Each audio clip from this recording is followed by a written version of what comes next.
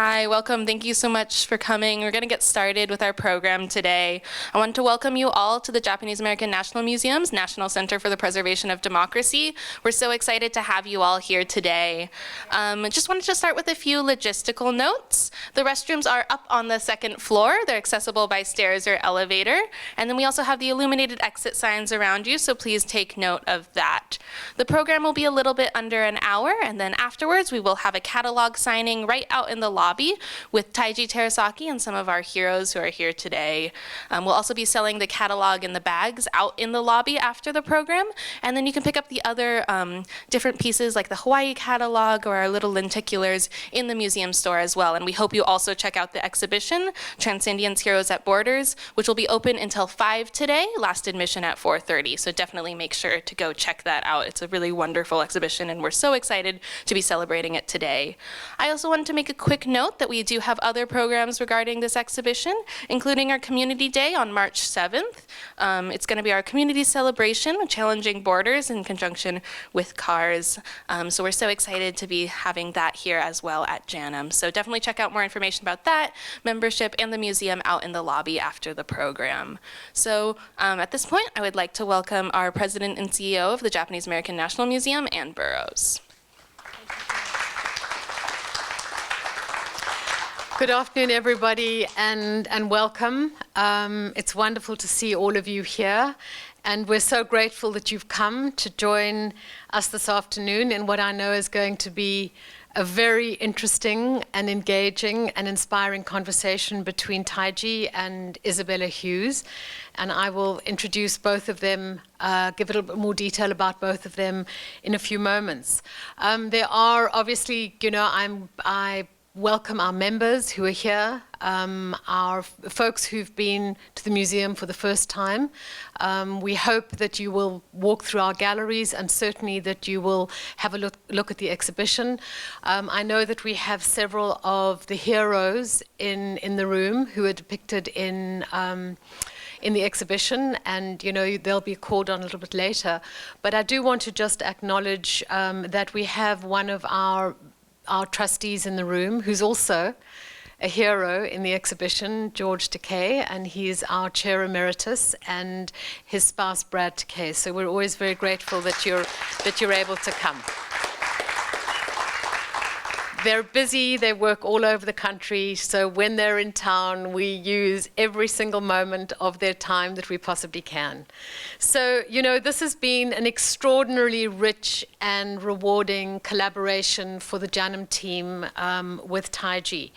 And certainly, Taiji's creativity, his sense of innovation has really inspired us all, and we've learned so much from him. He's an artist who has, he's based in Hawaii, he's challenged boundaries, he grew up in a family of scientists and creative people, and he also had a formal arts education. But he spent 30 years exploring avant-garde innovations in his craft, working in photography, sculpture, immersive and large-scale installations. And he's also pioneered mediums like mist projections as canvas, which you will see depicted in this exhibition. So it's been enormously inspiring for us to work with him. As you will hear in the conversation a little bit later with Isabel this afternoon, he'll take you through his journey from the very beginning, the impetuses in his life that have brought him to where he is, his creative process. I'm almost certain that he would touch on his family history, because for all of us, we are who we are, we're shaped by our own history. Isabella is the Director Emeritus and co-founder of the Honolulu Biennial Foundation, in addition to being a curator, editor, and critic focused on art from the Asian continent, the Pacific, and their diasporas. She's written for a variety of printed and online publications, including Art Asia Pacific, Brown Book Contemporary Practices, Frieze, Harper's Art Bazaar Arabia, and Ibraz. So, it's important for us, It's important for us to be able to have these conversations. It's important for us to be able to gather folks here. But it's also really important for us to be able to put on exhibitions as Transcendients. It really, in many ways, I think the collaboration between Taiji's team and our team has been an opportunity for us to aspire to the excellence in our programming and the offerings that we provide for you. But it's also a way for us to share the story of what happened to Japanese Americans during the Second World War, and to be able to use that history to shine a light on the present and to look to the future so that we can create a future that is more just. So when we tell that story, we really do look at everything from the hardships and discrimination experienced during immigration, Japanese American immigration, to the unjust and unconstitutional incarceration during World War II, through to the fight of redress. All of these things lie at the heart of our mission. And it's a mission that's closely tied to the consequences of prejudice, fear, and the abuse of power. And because of this, we all believe we have an obligation to make sure that what happened to Japanese Americans never happens to any other group again. So with the exhibition, we tie that together. But Taiji has given us a very rare opportunity to have our visitors come in and to see images and the stories of these heroes who have faced borders, whether they're real or whether they're conceptual. These heroes that have fought for inclusion, that have fought to break down those barriers. And we hope that when you see these, when you hear the conversation this afternoon, that you will reflect on that, and I think understand how each of us, because all of us in this room are here because we share the same values, and how for each of us in our own way, we have actually fought to break down those barriers that exclude and divide. So without much further ado, I'm going to call Isabella and Taiji up to the stage. Thank you so much, and thank you again for all of you for being here.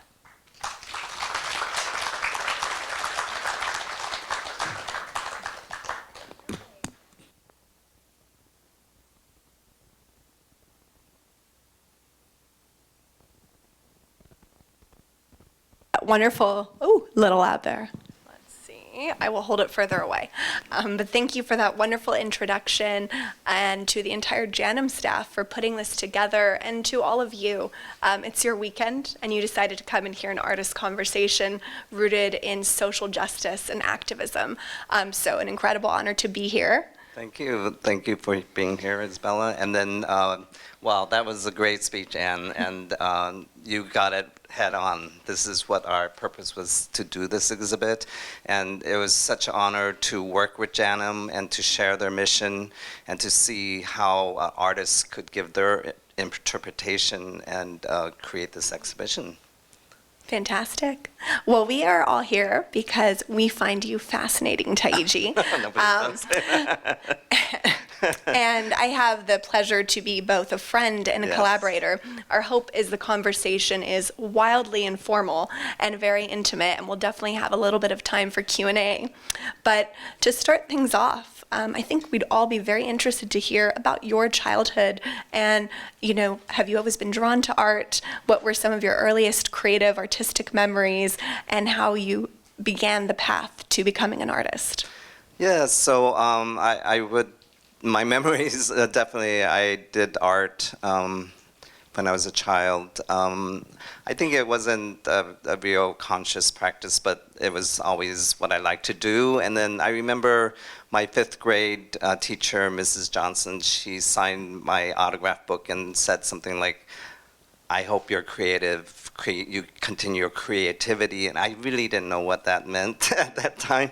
But I think maybe she was talking about, you know, I would do school projects and, you know, make them creative and maybe read don't read the whole book, but just draw illustrations of certain parts of it. And I really got through school a lot doing it exactly that way. So, but yeah, it's art, and then art became, I thought I should follow my father's footstep and my older brothers who were in science, but then it became apparent that I just wouldn't make it that way.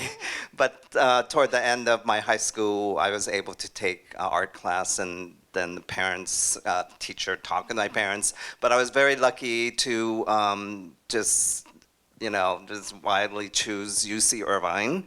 And at that time, just many incredible artists came before me.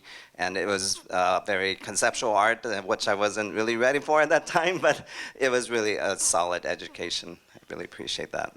Fantastic. And I know one of the things that I've always found most fascinating about you is that you work in such an array of mediums, which is very, very distinctive. And one of the things I think our audience would be interested to hear are, what are some of the artists that you feel in the pantheon of art history really have inspired you and that you feel your work is in dialogue with? So,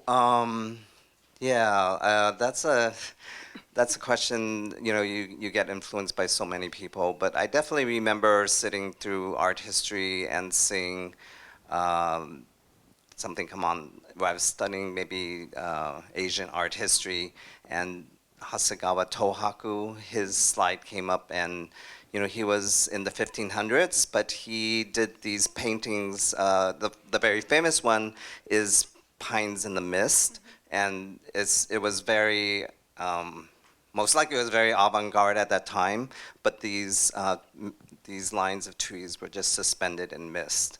And so I wasn't doing that type of work at that time, but it definitely registered in my mind. We need to mental check the mist here for later on in the conversation. Exactly. So, I mean, that was something that was very influential. And then I would say mostly experimental filmmakers, like Bruce Conner, and then Bill Viola, and people like that really made an influence. Very interesting. And going now to the personal, and I really loved how when Anne did that fantastic introduction, what she said about we all are reflections of where we come from and our families. Mm-hmm. Your experience being a Japanese American, raised in LA, moving to Hawaii, married to a fantastic woman who also is a dear friend, Naoko, who is from Japan, born and raised there. Yes. I think we'd all be very interested to hear a little bit more about this, hybridity of cultures has really impacted your work. I know for me, when I look at Between Two Cultures in particular, and one of my favorite pieces of your body of work, Offerings, which is right here on the screen, there seems to be definitely some aesthetic and cultural reference points. Mm-hmm. Could you speak a little bit more about your own personal background in this hybridity? Sure. So I did go through a lot of art schooling, and it's just my opinion that when you do art and it has such personal meaning to you, that your ancestry, your ethnicity, or your roots can't help but to surface. And hopefully, you try to not make it so conscious or obvious, but it inherently comes out. So that I have seen surface many times, and and then just to speak about being Japanese American, I'm a third generation Japanese, and my parents and grandparents were interned, and they faced their challenges here in America, and feel so fortunate that they did everything for the future generations. But I'm also very thankful that I married my wife, who was from Japan, and it kind of reintroduced the Japanese culture into me. And we have 2 children, and I could really see how she communicates, or passes on certain cultural things. So that part, and then living in Hawaii, we're so fortunate that we have the Hawaiian culture there. I don't know if many of you know about the Hawaiian culture, but it has so much wisdom. And then mixed with the Asian, it's just a very comfortable place. And so that the piece that you're referring to, I was talking about two cultures, the Hawaiian and the Japanese, and they both have. That was in the Curitiba Biennial, right? Yes. In South America, you showed the work. Right, and then it's Between two cultures. right, and it's about they both have tea cultures. So kava is the Hawaiian, and most of you know Japanese tea ceremony. But many times I feel in Hawaii I'm between those two cultures. And I think one of the things that, as someone who also lives in Hawaii, where I was born and raised, and being very influenced by Native Hawaiian culture and Japanese culture, is also intergenerational exchange of knowledge and a reverence and a respect for your ancestors. And that often comes through with many of your bodies of work. Yeah, so I could say for sure that the work, immigrants, generation of immigrants, there is a very unfortunate turn of events coming in news, and I never considered myself an activist or political artist, but when those things started to surface, I just thought, okay, I'm an artist, how can I react, as quick as possible, and what can I do? So collected stories from immigrants there in Hawaii, and it was, I think, a 3-month project, but we worked fiercely, and we got, volumes of stories, and academia was very interested, and politicians.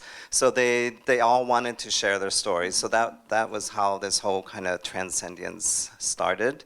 And you really, I really got appreciation for the people that have come before us. Absolutely, and I think that's a really great segue to talk about one of the things that I find most engaging is often for all of you who love going to art exhibitions, it's a very static experience. It's really just you, the viewer. And what has always struck me about Taiji's practice is over the years how community is an essential component. It's almost as if community collaboration and engagement is a medium for you. I'd love to hear more about your impetus for community engagement, whether you're doing a project in Honolulu or here in Los Angeles. Number one, what makes you want to collaborate? And number two, could you share a little bit about the relationships you create during the collaboration? Sure. So that kind of practice kind of happened more organically, I guess. And then someone called me a community catalyst, but I really like that term. In the essay, I believe, in your catalog. Yes, and such an honor to be called that. And but I think it happened basically when my father passed away. I didn't know how to honor him, and then I went to my wife's hometown. And every morning, the children and the parents, they kneel by the butsudan, and they make a food offering, and it was just very moving to me. So I carried that ancestors idea. that have passed on. Correct. Yeah. They had the photo of them, and they really do offer real food. And so that was so inspirational that I thought, okay, let me try that in the community in Hawaii.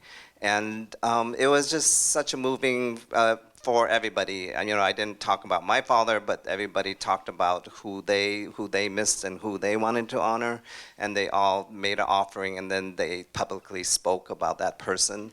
And some of the stories were so touching that they never shared before in public, and it was so cathartic for them. And I always remember one. She's a very public newscaster, but her parents, when she was teenager, committed the parents committed double suicide.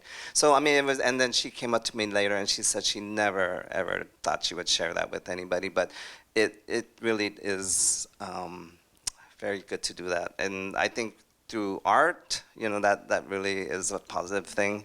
And so this practice has carried on. And so, for example, in Los Angeles, although I was raised here, I really have been away for much of my adult life. And so this project came up, and so part of it is really reaching out to Los Angeles and the community leaders and organizations, and how we could get into touch, with with what we are calling the heroes of Los Angeles. And there was the museum, of course, was a very helpful outreach, but I do have to mention Aaron here from CARS. His integrity and experience with everything was so helpful.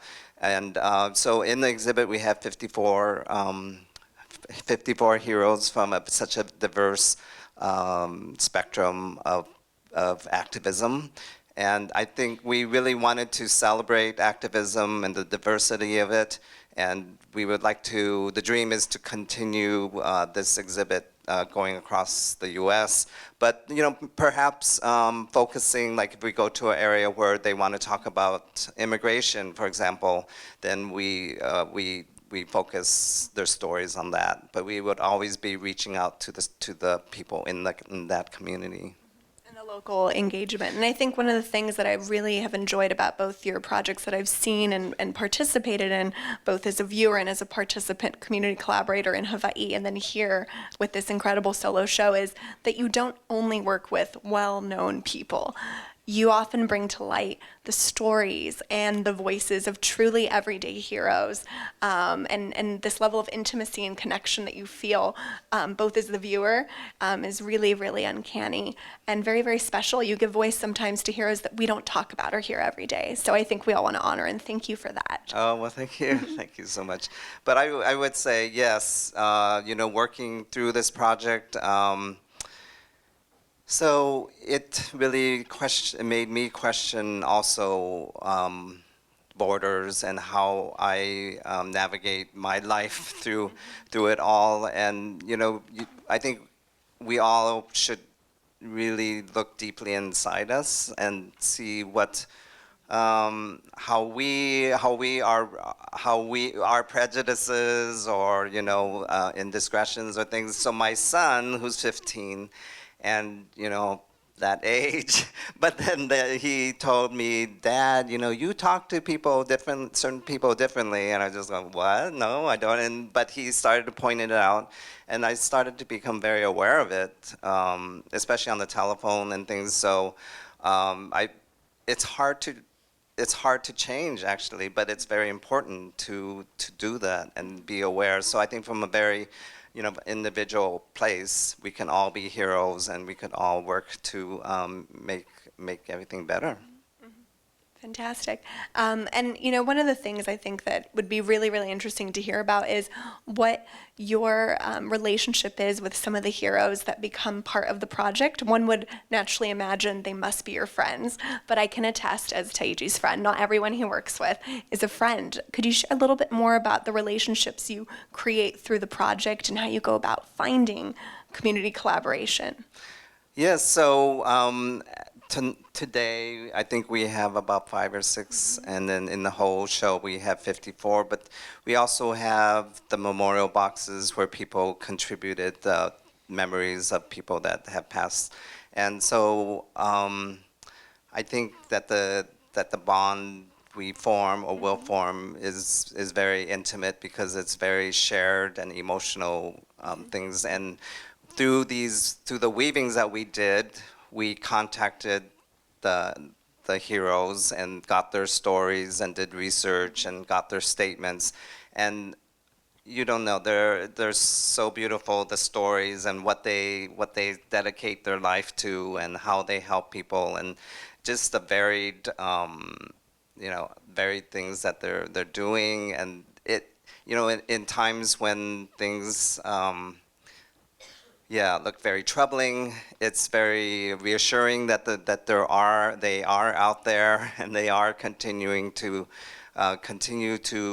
support the people on the fringes of borders, and we always need to look at who those are and who we should be helping. But I hope to keep the discussion going with all these heroes, and then as we travel the show, they become part of that, and that we keep building a bigger group. Mm-hmm. Very, very interesting. And one of the things that is really, really unique is, of course, mist. So it was wonderful earlier in the conversation when you shared that memory when you were 15 years old or so, and seen a work from the 1500s in Japan that had mist. Yeah. For those of you who haven't yet experienced the mist that is Taiji Terasaki's work, you absolutely have to visit the container outside of the museum where you physically walk through mist and are part of this incredibly emotional, very politically heady experience. But could you share a little bit more technically about this medium, what drew you to it, and as Anne said in her intro remarks, really pioneering mist as a medium? So, You can see right up there, perfect timing. so I developed it in a graduate program at Cal State Long Beach. And what happened was I was sick at the time. I had a Vicks humidifier that they still sell at Long's, but then that old-fashioned carousel slide projector, and those two met and made a connection, and so that's where it all started. But the investigation, I mean, technically, was refining that mist screen and make it very narrow and things like that. But also the content, I explored a lot about content on mist because there's so many that it's such a rich medium to me, and there's so many things that I could express through it. But I remember I was working on my MFA program, but I decided that I wanted to do, it's always a little hard to talk about this, but something more spiritual, and so I think there's one slide about that there, but talking about immateriality and material, and I think that carried, even though maybe my work is a little more political right now, it still has that essence of trying to question those kind of things, and yeah. Oh no, I think spirituality is definitely like an objective. An adjective I would use to describe your work, whether it's an experience like the one you referenced earlier, the offerings, where I was there and you had complete strangers in a community sharing the most intimate details of their loved ones who had passed, and that is inherently a spiritual experience. To your work right now in this very show, spirituality is definitely a recurring theme.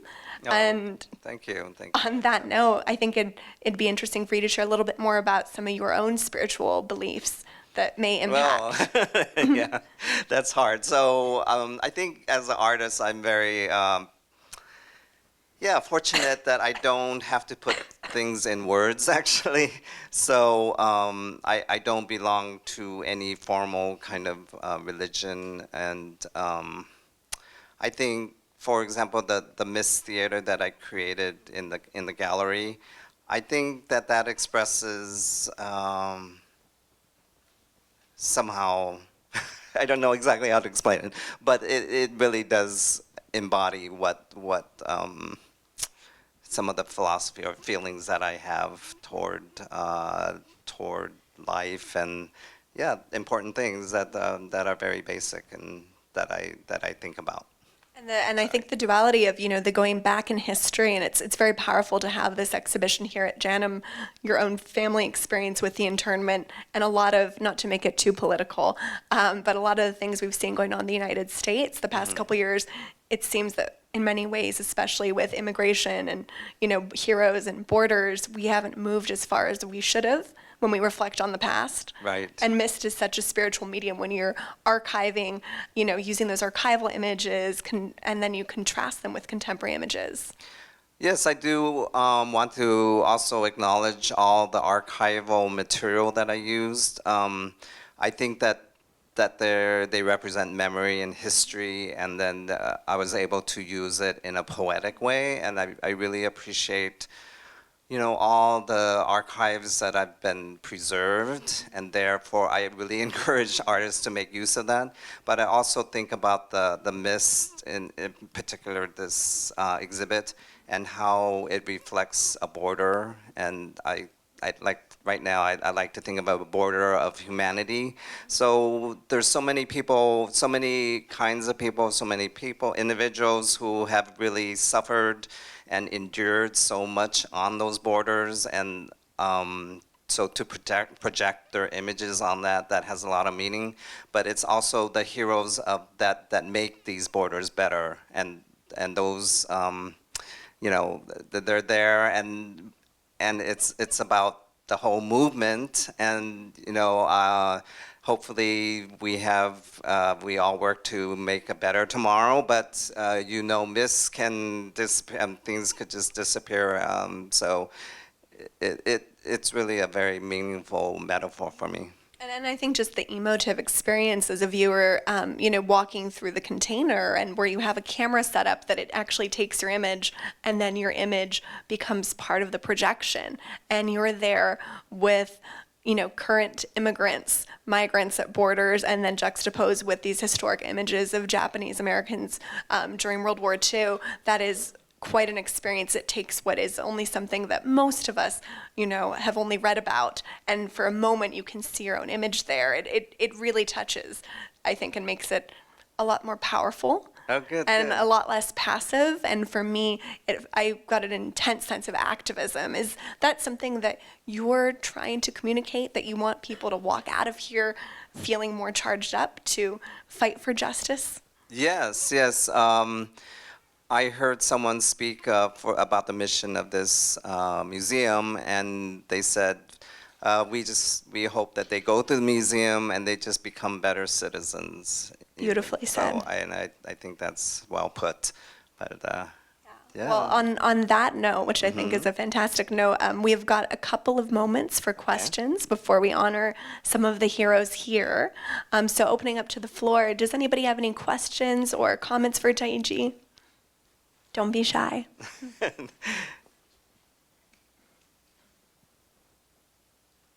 No questions? It's fine. Well, too. then You we don't must need have to. covered everything. We did a good job. Well, thank you all of you. Oh, yeah. okay. Here, Yes. let me bring the mic to you so you can. Thank you for the talk, both of you. I'm curious to know, since you sort of opened it up to the sort of personal narrative, and especially of you, Taiji, being in California, if you had any family experience with the internment camps and how that clearly, has charged your thinking and your work, and is a narrative that now more than ever needs to be kind of re-examined and re-narrated because we keep, repeating history. Yeah, I appreciate that question because, as I mentioned, my grandparents and parents went through that experience. And I think maybe many of you in this room have heard possibly that for whatever that reason, that generation didn't talk about it a lot. So when I was growing up, I do remember making an art project about it, but it wasn't talked necessarily in like this very traumatic thing that I think it really was. And so we're featuring a hero, Satsuki Ina, in this exhibit, and she was born in the camps, but she claims and she is sure that she experienced trauma, and that many people have, and they just haven't been able to express that. And throughout their life, there are issues that come up. I mean, when you think about it, just think about it. Your possessions are uprooted, taken away from you, and you're thrown in the desert, and you just don't know who you are, or what's your future going to be. So anyway, it's great that people like her. So she's now helping other children that are at the Mexican borders, and she's trying to make awareness. And so I would also have to say, as a third generation Japanese American, I would hear, it is true that I did hear about the stories, but you get kind of immune to it, or you get kind of apathetic to it, and that's a really bad thing. But George Takei, once I heard him speak that it's very important that the sanseis, or the yonseis and goseis, but they continue, even though we weren't directly part of that, but we keep that memory alive and we speak out.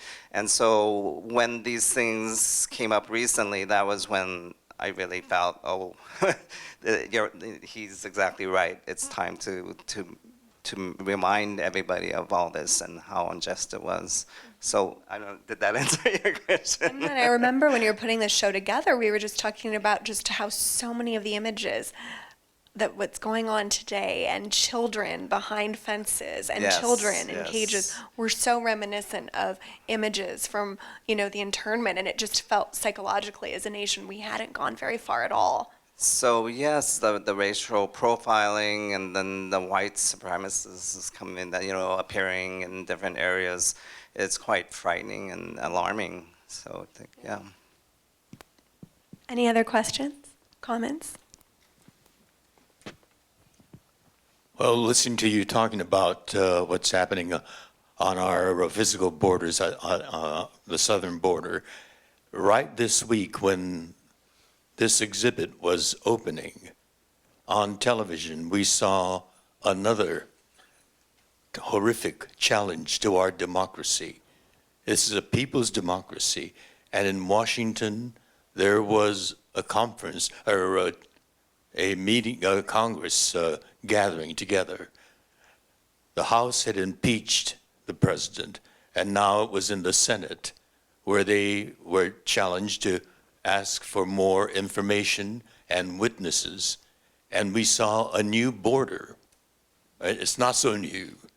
Republicans and Democrats, astonishingly, completely divided in two. And we saw one courageous, principled man stand up and say that he does not support he's a Republican, he's against the Republican Party, and he voted for getting more information, witnesses, and evidence. That courage, when all of the other members of his party were turned into zombies, was a brilliant and courageous and moving example of the guts and the principle against all odds to stand up and speak. And so it was eminently appropriate that this exhibit opened this week. Absolutely. Clap to that. Thank you.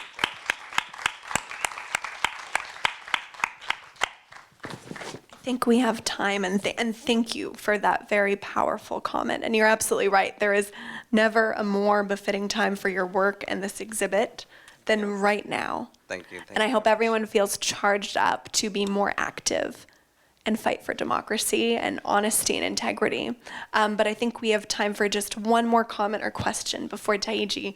We're going to honor the heroes who are here with us. Yeah, I have a comment. My mom passed away over a year ago, and you mentioned during this talk that you were wondering how you could honor your dad.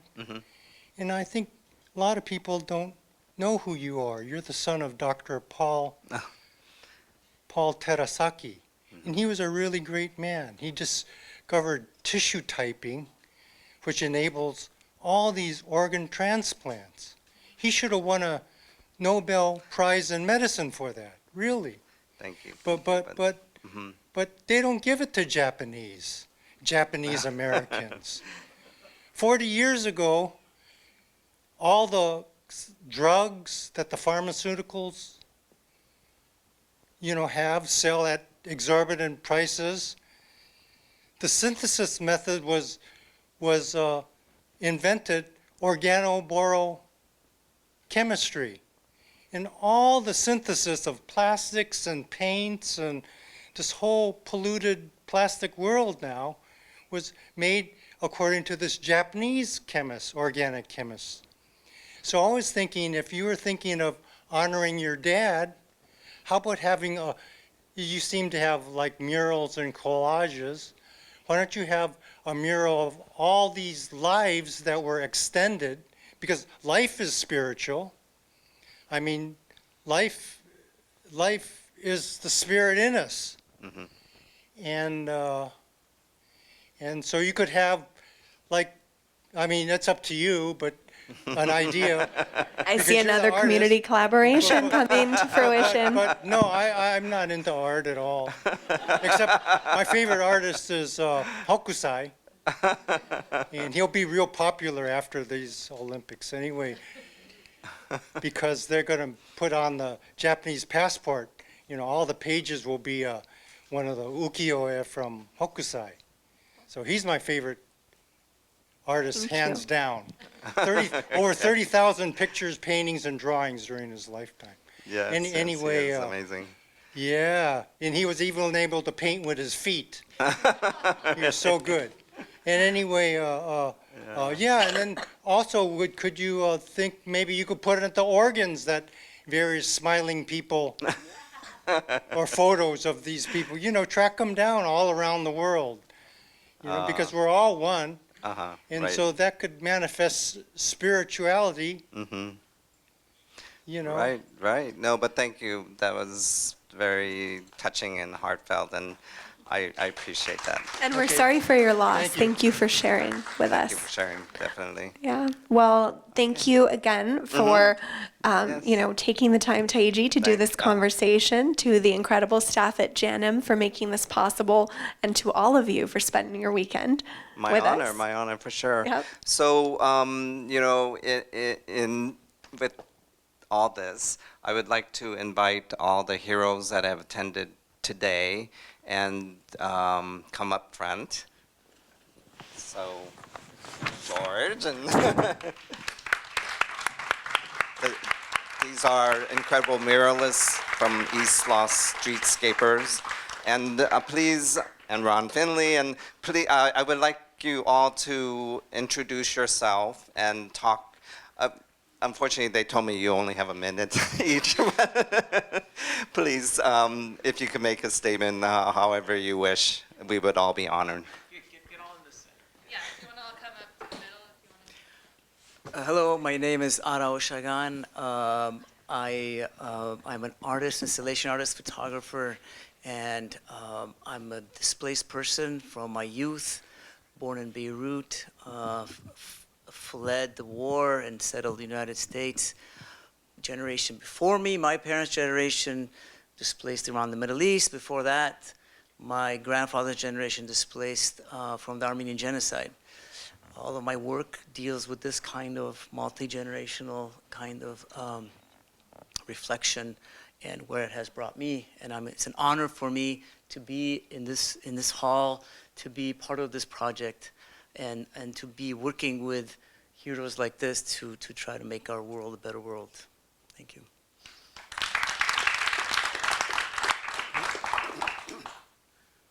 My name's Wayne Healy, and with my partner David Botea, we co-founded East Los Streetscapers at the birth of the Chicano mural movement. We have very parallel experiences growing up, and in fact we were doing artwork together as 6 years old. This is back in 1955.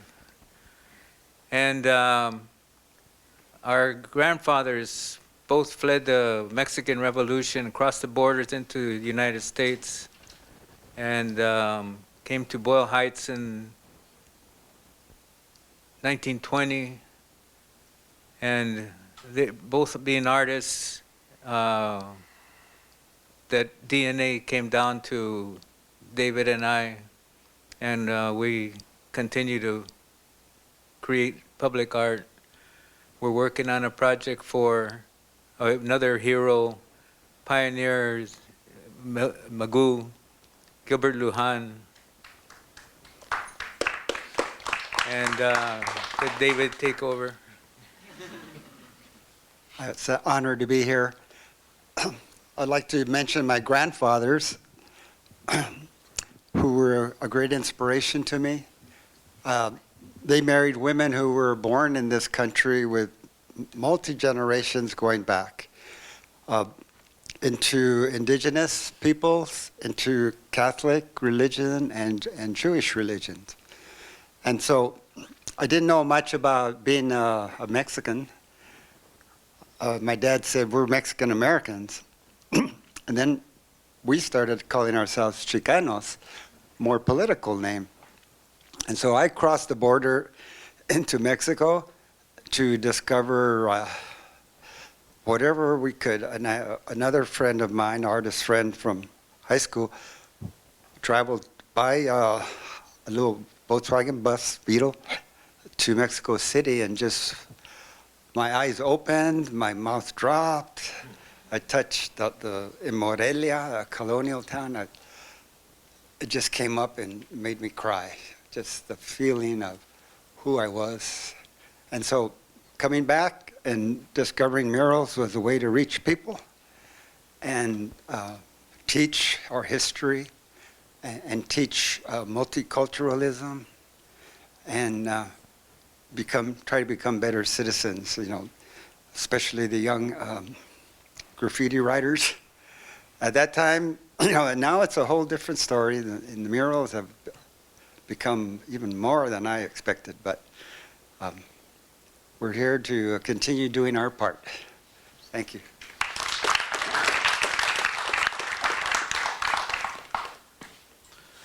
My name is Mike Sockson. I'm a poet and a journalist and an educator. And over the last, I grew up in the Los Angeles art community, and over the last 15, 20 years, I've been lucky enough to publish a lot of young people and host literary events, bringing different generations together and just trying to unite the city through arts and poetry.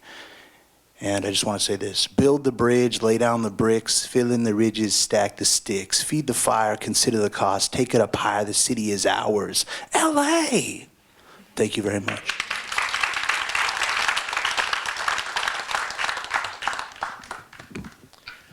I'm George Takei, an actor and writer, and very honored to be amongst these distinguished people.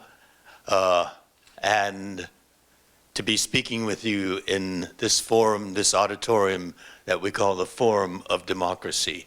These are the people, just a few that were selected by Taiji, and there are many, many more. And to be included among them is indeed an honor. When I was 5 years old, I was categorized as an enemy alien by my own country, the United States of America. But I wasn't an enemy. I was a 5-year-old kid, and I wasn't an alien. I was an American, born right here in Los Angeles, in East LA, as a matter of fact, Boyle Heights. And yet, this country was swept up by mass hysteria, war hysteria, and racism. And approximately 120,000 of us were imprisoned behind barbed wire fences with sentry towers, machine guns pointed at us. This in America. I have a keen sense of the fragility of what we call democracy, the name of this forum. But it's the people that can bring about, in reality, the true ideals of our democracy. It is people who speak up and speak up as citizens, like Mitt Romney that I just made reference to commenting. People of courage, people of principle, people who speak out. But we who speak out can do nothing without a community. And I'm appreciative of people gathered here because you cared enough on a Saturday afternoon to come out. And to me, you are all heroes of our democracy. Thank you.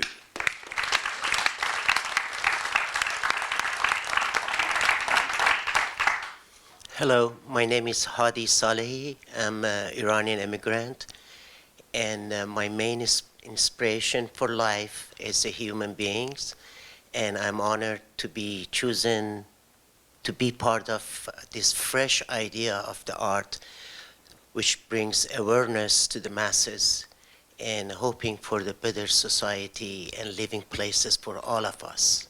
Thank you.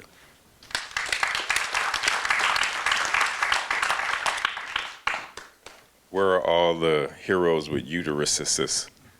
I mean, you guys got all us here, you know.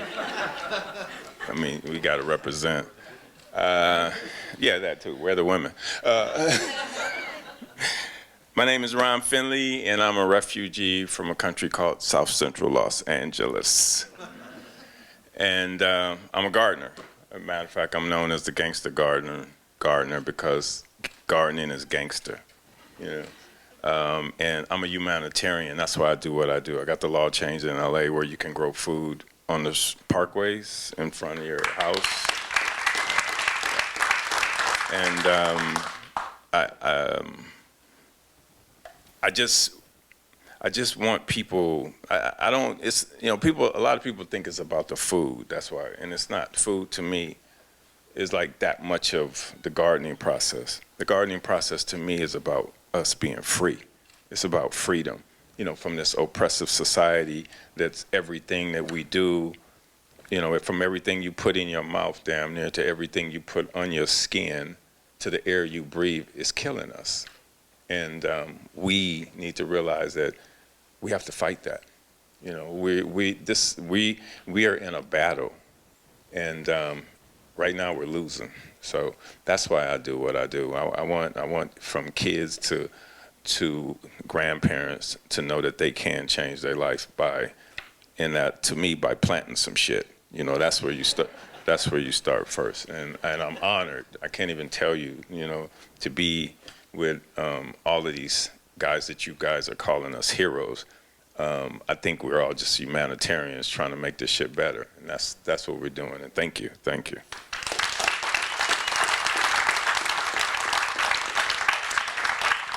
And with that, thank you so much. And can I have another round of applause for all these folks, and for Taiji and for Isabella? This is truly an incredible conversation, and we want to continue it. We're going to have a catalog signing with all of these folks, and Taiji out in the lobby will be selling them out there as well.